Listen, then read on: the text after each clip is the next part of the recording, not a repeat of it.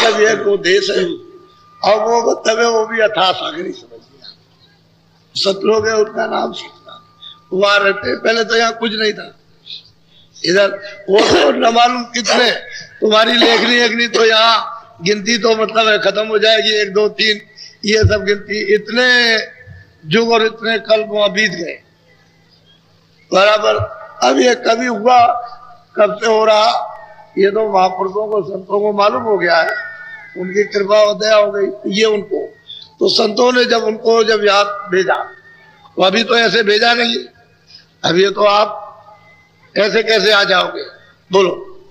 इन लोकन की महिमा भारी कहूँ का अद्भुत विस्तार। अब वो कहते हैं महापुरुष जो यहाँ आते हैं वो आ जाते हैं देखते हैं कहते हैं भाई उन लोगों की तीनों लोगों की महिमा भारी है। चौथे को तो छोड़िए वो अनामी धाम को तो छोड़िए अनामी पुरुष को इन तीनों लोगों की महिमा भारी है कि उसका अगर विस्तार कहा जाए तो कोई कह भी नहीं सकता ऐसी महिमा उसकी है। बोलो। 88 निवास हंस करे जहाँ सदा 88 दीप कहते हो आज सब हंस हंस कहते हैं ये सुरते निर्मल पवित्र स्वच्छ हंस उसको कहते हैं कि भाई वो अमृत मोती अमृत पीती तो अमृत का तो वहां सागरी है। अमृत का तो सागरी भरे हुए वो तो अमृत पीती है क्योंकि वो नहीं रहेगा तो कैसे हो तो अमृत भरे ही बनवाओ। कहते हैं कोई उनकी शोभा वर्णन नहीं कर सकता। और जो भी महात्माओं ने देखा जो कुछ वहां विलास आनंद लिया और खाली इशारे किए सबने इशारा किया। जितने भी महापुरुष आए और गए जो वहां से आए वो जो यहाँ से पहुंच गए उन्होंने सबने इशारे किया है।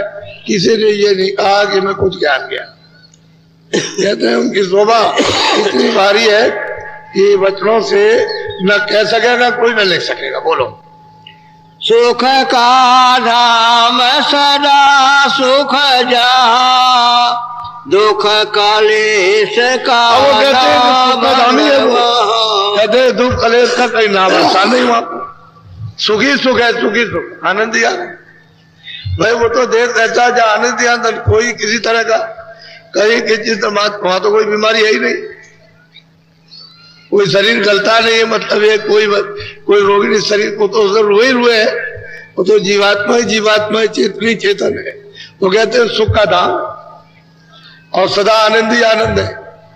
कहते हैं वहां वो सब मतलब ये हंस और कितना कितना प्रकाश है कि वो ब्रह्म में पार ब्रह्म में इतना प्रकाश नहीं है जितना एक एक सूरत में प्रकाश है। यही जो सूरत दोनों आंखों के बीचों बीच में बैठी हुई है जब वहां पहुंच जाती है तो इसमें इतना प्रकाश है कि ब्रह्म और पार ब्रह्म इनके कुछ नहीं प्रकाश इतना प्रकाश। तो यही हम सूरतें वहां पर कहते हैं सदा विलास करती रहती है। और कैसा कैसा विलास तो बोलो। नई नई लीला सदानंद हंस करे नित परमा। नई नई लीला क्षण क्षण पर नई नई लीला होती है तरह तरह की। और मतलब ये कि यही वहां विलास यही हंस करते रहते हैं वहां और अपनी रचना रचते रहते हो। तो मंडल वो तो सागर है उसमें सब ये होता रहता है। और मालिक मतलब ये अलग बैठे हुए वहां के मालिक सतपुरुष अलग है और ये सब रचना सब विलास सब आनंद सब होता रहता है क्योंकि उन सूरतों में उन अंशों में इतना प्रकाश है। वो तो इनमें उनमें इतनी क्षमता है कि अगर उनको आदेश मिल जाए तो वो कितने लोग बना दे। बोलो। अमी आहार भोग पर चंड साच खंड वह धाम। कहते हैं कि अमी आहार बस अमृत का आहार होता है और वो जो अमृत का आहार है प्रचंड भोग सबसे उत्तम उससे बढ़िया कोई भोग ही नहीं। और सदा सतलोक में ये हंस मतलब विहार करते रहते हैं। बोलो। अब भी कर रहे हैं वैसे आप ही वही थे। ये जीवात्माएं आई चराचर में ये सब वहीं से आई हुई है। सदा प्यार करती थी, लेकिन अब ये है कि उनकी मर्जी मौज हो गई। बोलो। तासे बबर गुफार राखी सोहं पुरुष नाम का है। कहते हैं कि भाई उसके बाद जब सतपुरुष की इच्छा हुई, जब उनकी मौज मस्ती हुई, तो उन्होंने पहले क्या रचना की, भंवर गुफा की मंडल बनाया, यानी सतलोक से अलग। और भंवर गुफा का मंडल बनाया, इच्छा हुई तो उसने मतलब ब्रह्मांड बनाया, पार ब्रह्मांड। फिर उन्होंने मतलब यह है कि ब्रह्मांड बनाया, फिर उसने त्रिलोकी बनाई, फिर नीचे का उसने ये सब उनका बनाया हुआ, पहले कुछ नहीं था, मंडल बना दिए। अब इतने बड़े बड़े मंडल बनाए उन्होंने कि जैसे जैसे सूरतें पहुंचती जाती है ऊपर की तरफ, तो वहां कुछ नहीं समझती है कि बड़ा मंडल। यहां तो आप जब नहीं आपको मालूम तो बहुत बड़ा होगा, लेकिन अगर इस तरह से देखे तो कुछ नहीं बड़ा। ऊपर जाइए तो उस दृष्टि से, उस ज्ञान दृष्टि से कुछ नहीं बड़ा, लेकिन यहाँ के लिए बहुत बड़ा। ऊपर जाइए तो उनके लिए कुछ नहीं है, लेकिन यहाँ के लिए बहुत कुछ है। इसी तरह से उन्होंने पूरा का पूरा मतलब मंडल बना दिए, और सब जगह पर ऐसे नहीं रचना होगी, पहले मंडल बन जाएंगे, इनमें से कोई रचना नहीं करेगा, न ईश्वर करेगा, न ब्रह्म करेगा, न पार ब्रह्म करेगा, और न महाकाल पुरुष बनेंगे। इनको बना बनाया वो सतरोज का बनाया हुआ सब जब मिलेगा तो ये तो करेंगे बस, तो ये उतारेंगे अपनी आवाज पर। तो वहां से ये सब आवाज का ही खेल है, सब जगह पर आवाज का ही मंडल बने, इतनी जोर की आवाज है उसकी, उसी से सब मंडल बन गए। अब वो जब उतारेगा किसी को तो अपनी आवाज सीधी डालेगा, उसी पर लोगों को उतार देगा। तो सीधी आवाज उसने छोड़ दी, और उसने ऐसे नहीं जानबूझ करके रचना की है।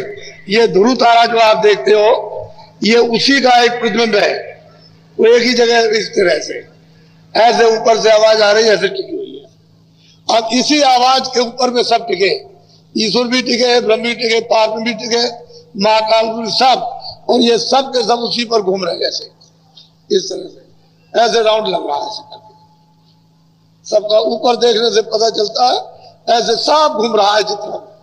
यही नहीं, स्वर्ग है, वैकुंठ है, ब्रह्मांड है, ईश्वर घूम रहे, ब्रह्म घूम रहे, पार घूम रहे, सब उसके ऊपर में ऐसे घूम रहे, इस तरह से। ये अब इनको इसी पर आवाज पर उतार के और ठेका बना कि तुम्हारा ये गुण है, तुम्हारा ये गुण है, तुम्हारा ये गुण है, तुम्हारा ये गुण है, तुम्हारा।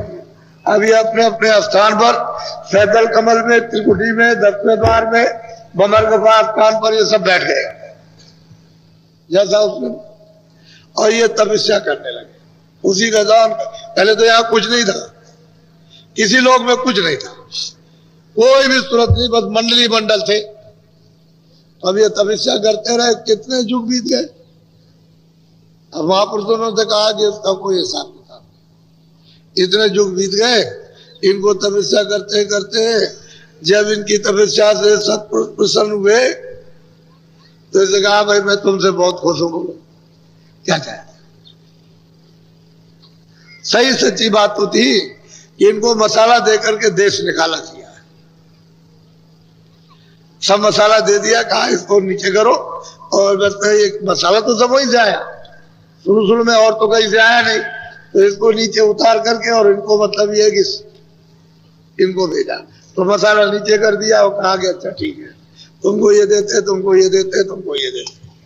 और फिर सुरतों का भंडार उसी आवाज पर, उसी सद पर, उसी नाम पर, उसी देवबाड़ी पर, उसी बाजा पर उतार दिया, पूरा का पूरा भंडार उतार करके ले आए, और जगह जगह छोड़ते आए।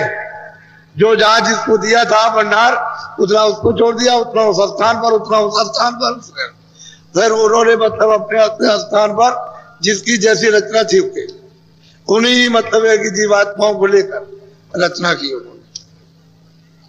फिर वो वहां के शासक हो जाते हैं, शासन करने लगे, देखभाल करने लगे। जैसे यहाँ आकर के ये मृतलोक में ये सब रचना हो गई, और अगर मान लीजिए कि आपको न दिया जाए तो राजा किस बात पर राज करेगा? आप ही तो करेगा। जब कोई आया नहीं है तो खाली मतलब आकाश पर राज करेगा भाई, जब आओगे तभी तो राज होगा। इसी तरह से मतलब ये धीरे से अब इनको भी मिल गया, निरंजन भगवान को भी, जो सैदल कमल में बैठे हुए हैं, इनको भी भंडार दिया गया। ये सबसे छोटे पुत्र हैं, सतपुरुष के सबसे छोटे, ये लघु पुत्र है। इनको सैदल कमल में बैठा दिया और इनको दे दिया कि अच्छा ठीक है, तुम 3 लोक के मालिक। तो इनको 3 लोक का मालिक बना दिया। अब इन्होंने 3 लोक में जब सुरतों का भंडार पाया, वो फिर मतलब ये कि इन्होंने संगत विस्तार की। अब वो उनको अधिकार दे दिया कि इसके अंतर्गत तुम रचना का अपना विस्तार कर लो, ये लोग मैं तुमको सुरतें दे देता हूँ, और सुरतें जब रहेगी तभी रचना बैठेगी। जब तक जीवात्माएं नहीं रहेगी, रूह नहीं रहेगी, सोल नहीं रहेगी, तो रचना नहीं होगी। तो इनके कारण से मसाला मिला करके और उसको इसमें बंद करके और रचना बैठा ली। बस ये बात असली हुई। तो आप भी यहाँ के नहीं हो, वो भी यहाँ हुआ, यहाँ के नहीं, वो भी वहीं से आए और आप भी यहीं से आए।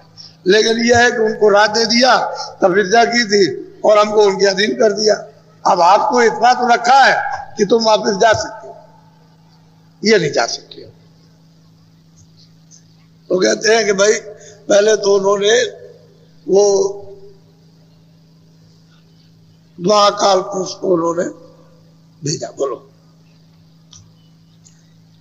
महासोन एक रचा ठिकाना, दीपाय चिंत महामैदान।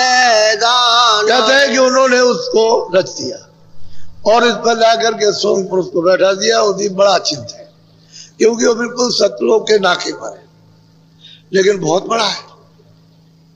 अब इतना बड़ा मतलब यह है कि वो लोक है कि मतलब है तो नाके पर, लेकिन उसको बिल्कुल अलग कर दिया, दीप अलग कर दिया।